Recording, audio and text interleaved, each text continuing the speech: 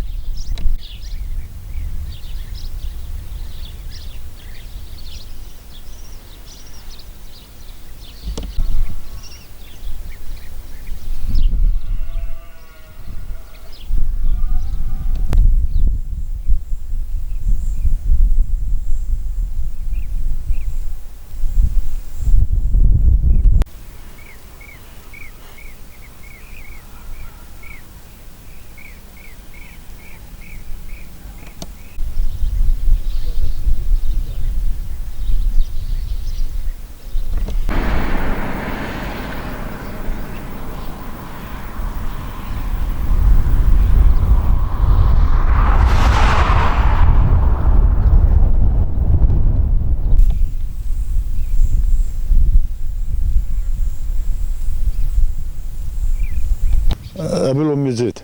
Burada əvvəli böyüklə dədəmiz işləyib, anamız işləyib burada. Ondan sonra qardaşlarım işləyib, özüm işləmişəm. Özüm 30 il işləmişəm burada. Buradan da pensiya çıxmışam. Üçlüydü, vagon gəlirdi, gedirdi. Gəl səlyanlar, məsələn, gəlirlər burada, məsələn, dəmir olub, baxırdılar, təmizi, ölçürdü, püsürdü. Vagonlar, məsələn, təmir edildi, yola düşürdü, gedirdi. Ondan sonra da belə.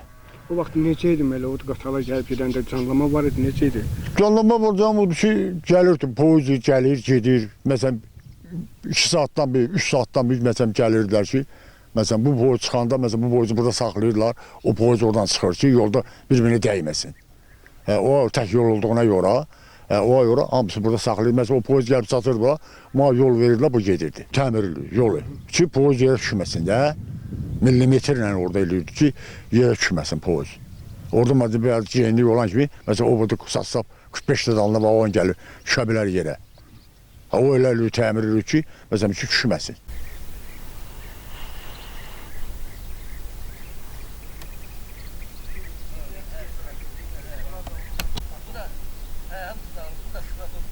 Qədmin layihəsi, 38-ci ilin layihəsi.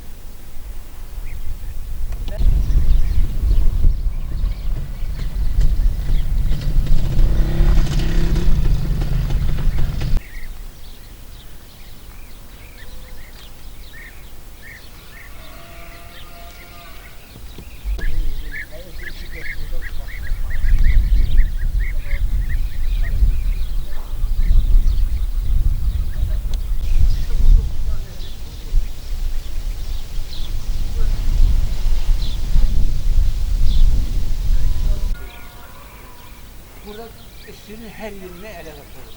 Bütün yükler kapatılır. Ağır yükler, əsasən ağır yüklər. Hətta